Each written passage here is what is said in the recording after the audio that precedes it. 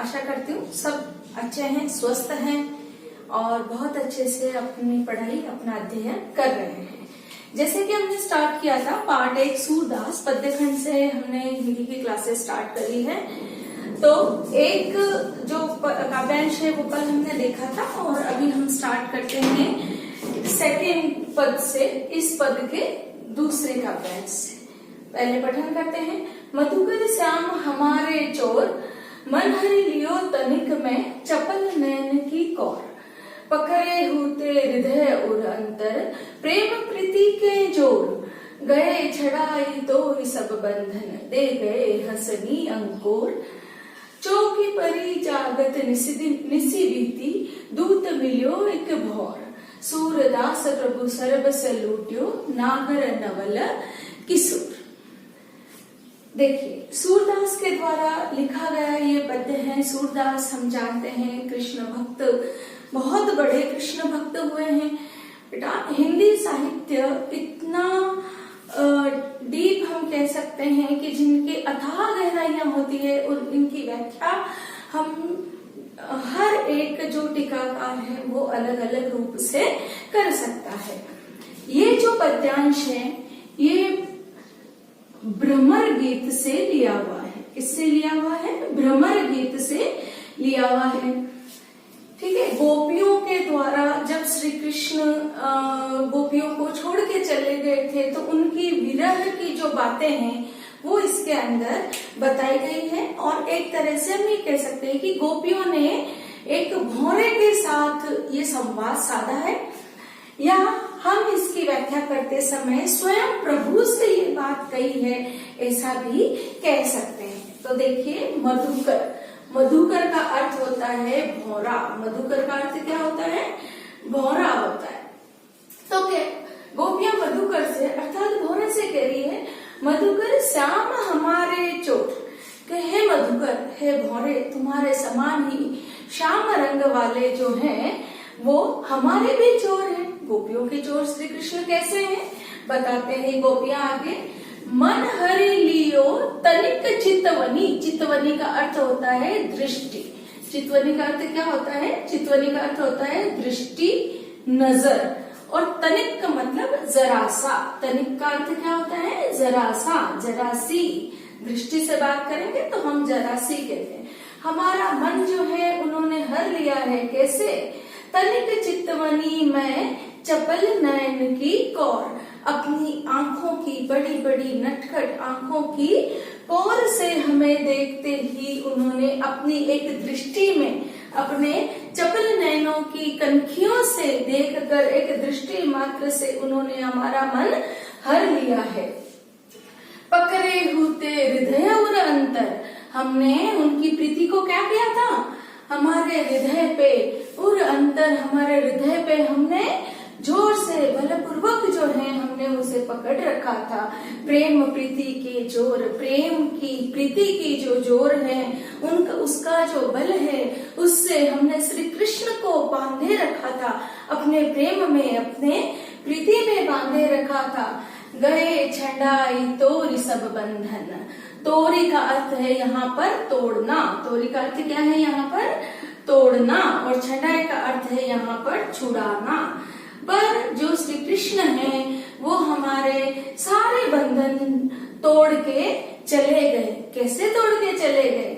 दे गए हंसनी अंकुर।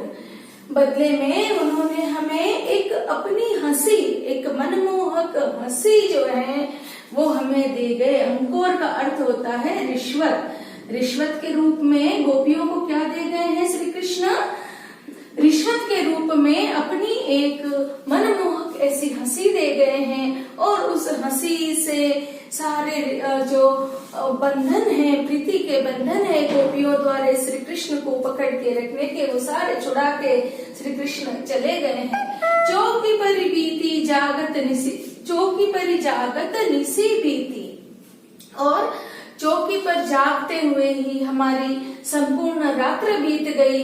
दूत मिलो एक भौर। और श्री कृष्ण का जो दूत है वो भी क्या मिला है? एक भौर, एक भौरे के रूप में हमें मिला है।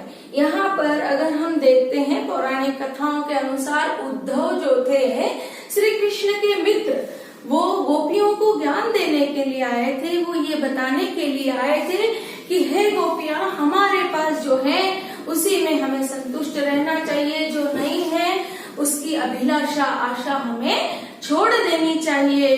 तो जब भौरे से संवाद करती है गोपियां, तो जिस प्रकार भौरे की बन बन बन बन गन गन गन गन हमें कभी कभी असहाय सी लगती है, उसी प्रकार एक व्यंग जो है गोपियों का उद्धव के जो क्या कह सकते हैं हम उपदेश हैं, उद्धव के उपदेशों में भी गोपियों उद्धव के उपदेश भी गोपियों को एक भौरे के समान लगते हैं। सूरदास प्रभु सर्बस लूट्यो नागर नवल किशोर। और इस तरह से सूरदास कह रहे हैं कि इस तरह से गोपियों का मन जो है, गोपियों ने सब कुछ जो है नागर नवल किशोर ने अर्थात हमारे श्याम सुंदर श्री कृष्ण ने लूट लिया है। इसी के साथ हम थर्ड स्टांजा इसका स्टार्ट करते हैं। संदेशनी मधुबन कूप भरे। गोपियां आगे अपना विरह समझाते हुए, अपनी व्यथा समझाते हुए आगे कह रही है कि संदेशनी मधुबन कूप भरे। जब श्री कृष्ण जो है गोपियों को छोड़ के चले गए हैं, तो उन्होंने खूब संदेश भेजे, श्री कृष्ण के नाम पर खूब संदेश भेजे। कितने संदेश भेजे? तो कहते हैं कि संदेशों से कुएं भर गए। संदेशों से क्या भर गए? कुएं भर गए। अपने तो पटवत नहीं मोहन, हमरे फिरी न फिरे। आगे गोपियां श्री कृष्ण की शिकायत करते हुए कह रही है कि मोहन ने, श्री कृष्ण ने अपने तो संदेश कभी नहीं भेजे और हमारे संदेशों का भी कभी जवाब नहीं दिया। जीते पथिक पठे मधुबन को बहुरी न शोध करे। जिन पथिकों के साथ हमने बहुत सारे संदेश भेजे थे, जाते हुए मधुबन को जाते हुए सारे पथिकों के साथ हमने जो संदेश भेजे थे, उनका भी कोई फिर से लौट के जवाब नहीं आया।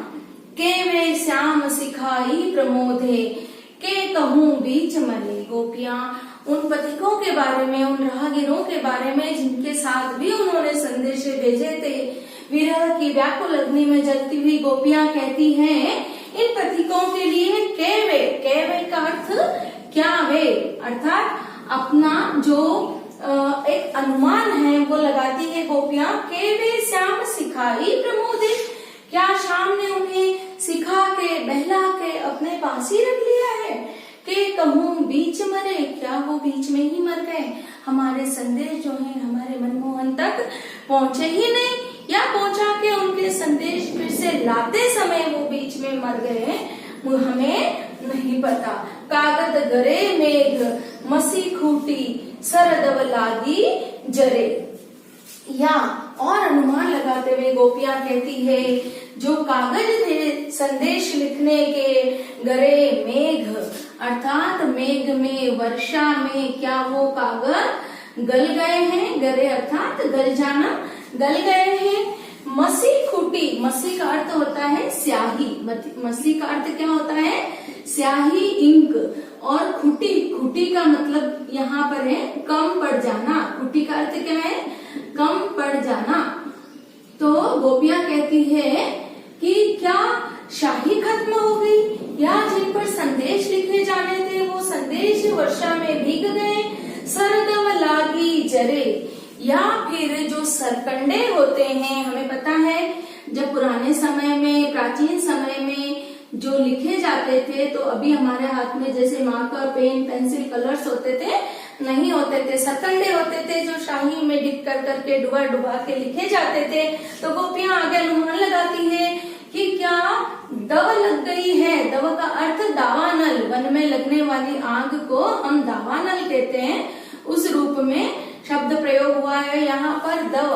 कि सरकंडों को मतलब सारे जंगल को जो है आग लग गई है, और उस वजह आग लगने से सारे सरकंडे जल गए हैं, और जो लिखने वाले को है उसे सरकंडे नहीं मिल रहे हैं। और अनुमान लगाते हुए गोपियां आगे अपनी बात कहती हैं कि सेवक सुर लिखन को आंधो पलक कपाट अरे, या फिर जो प्रभु के संदेश लिखने वाला सेवक है वो अंधा हो गया है, उसके नेत्र रूपी कपाट बंद हो गए हैं और वो लिख नहीं पा रहा है। इस प्रकार हमने पहला, दूसरा और तीसरा पद्यांश जो है इस पद्य का पूरा किया है। इस पद्य के अंतिम और चौथे पद्यांश में हम ये भी भ्रमर गीत से लिया हुआ है, भ्रमर गीत प्रसंग से लिया हुआ है सूरदास जी के। ठीक है, तो हमें पता है कि ये प्रसंग जो है उद्धव जब वेद की पुराण की बातें समझा रहा है गोपियों को कि आप क्या करना चाहिए, आपको अगर श्याम सुंदर ने आपकी प्रीति नहीं मानी तो किस प्रकार आप जो है योग में अपना मन लगाएं और किस प्रकार जो है आप श्री कृष्ण को भूल जाने की कोशिश करें। तो इसी पर उत्तर देते हुए हमने गोपियों के कई विरह की, वेदना की, व्यंग की सारी बातें समझी। अब जब उद्धव ज्ञान पर ज्ञान दिए जा रहे हैं गोपियों को, तो गोपियां उद्धव से क्या कहती है? गोपियां उद्धव से कहती है कि हे उद्धव, तुम जो कुछ कह रहे हो वो सब सही है, मान लिया सब सही है, पर उद्धव माने मन की बात, सारी सही बातें हमारे मन को भाए ऐसी नहीं है, आवश्यक नहीं है कि सारी बातें जो हैं हमारे मन को भाए। तो गोपियां कहती है कि है उद्धव, मन माने की बात है, जो अपना मन मानता है वही हमें करना अच्छा लगता है। और इस बात का उदाहरण देने के लिए गोपियां कुछ यहाँ पर जो है उदाहरण देकर उद्धव को बताती है। गोपियां कहती है, दाख चुहारा छांडी अमृत फल, विष कीरा विष खात। दाख पता है बेटा आप सबको, किशमिश को कहते हैं, छुहारा जो है वो खजूर को कहते हैं। तो गोपियां कह रही है कि अमृत फल, किशमिश, खजूर, इन सबको छोड़कर, छांडी का अर्थ क्या होता है? छोड़कर। छांडी का अर्थ क्या होता है? छोड़कर। विष कीड़ा विष खात, जो विष कीड़ा होता है उसको फल, मेवे, इससे कुछ लेना देना नहीं, अमृत से कुछ लेना देना नहीं, उसके लिए तो क्या प्रिय है? उसके लिए तो विष ही प्रिय है। जो चकोर को दे कपूर कोई, चकोर एक पक्षी का नाम है, अगर चकोर को कोई कपूर देता है तो वो उसे तजी अर्थात त्याज्य, त्याग, तजी का अर्थ क्या होता है? त्याग, छोड़कर। तो उस कपूर को वो कौन क्या करता है? त्याग करता है। और उसे क्या पसंद है? अंगार, जलते हुए धधकते हुए कोयले, उन्हें उसे चकोर को पसंद है और वही उसके मन भाते हैं। मधुप करत घर फोरी काठ में, बंधत कमल के पात। आगे जो है उदाहरण दिया है गोपियों ने मधुप का अर्थात भौरे का, मधुकर का, कि भौरा जो है काठ को फोड़कर अर्थात लकड़ी को फोड़कर उसमें अपना घर बनाने को सक्षम रहता है। आई बात समझ में? पेड़ के तने में या कहीं पर भी लकड़ी में भी छिद्र करके जो है मधुप अर्थात भौरा अपना घर बनाकर रहता है। बंधत कमल के पात, और ऐसा कठोर काष्ठ में, कठोर काठ में भी जो छिद्र कर सकता है वो मधुप, वो भौरा कमल की सुगंध में ऐसा खो जाता है कि जब उसे पता होता है कि शाम को क्या होगा, ये कमल इसकी पंखुड़ियां समेट लेगा, तो भी वो वहां से उड़कर नहीं जाता है और रात भर में ना ही कमल की पात में अर्थात कमल के फूल की पत्तियों में छिद्र करके वो वहां से बाहर आता है, जबकि कमल के पात में ही अपना जीवन त्याग देता है। हे उद्धव, उसी भांति हम भी श्री कृष्ण के विरह में भी उसी के ध्यान में मग्न रहना चाहते हैं। जो पतंग हित जानी आपनो, पतंग एक प्रकार का कीड़ा, इंसेक्ट हम कह सकते हैं, जो ज्योति के आसपास, दीपक के आसपास घूमता है उसे भी अपना हित पता होता है, पर फिर भी दीपक सो लपटात, वो भी क्या करता है, उसे पता होता है कि दीपक की इस लौ के पास अगर मैं घूमूंगा तो ये दीपक की लौ, इसकी आग से मैं जल जाऊंगा, फिर भी पतंग दीपक को छोड़कर नहीं जाता है। सूरदास जाको मन जासो, आगे सूरदास कहते हैं कि जिनका मन जैसा है सो ही ताहि सुहात, उनका उन्हें वही सुहाता है, जिनका मन जिसमें रम जाता है वही उन्हें सुहाता है। इस प्रकार हमारा फर्स्ट जो सूरदास का पद्य है, चैप्टर फर्स्ट पद्य खंड का, वो यहाँ पर समाप्त होता है। आशा करती हूँ कि आप सबको समझ में आया। अगर कोई प्रॉब्लम है तो आप कमेंट के थ्रू, मैसेज के थ्रू, कॉल के थ्रू पूछ सकते हैं।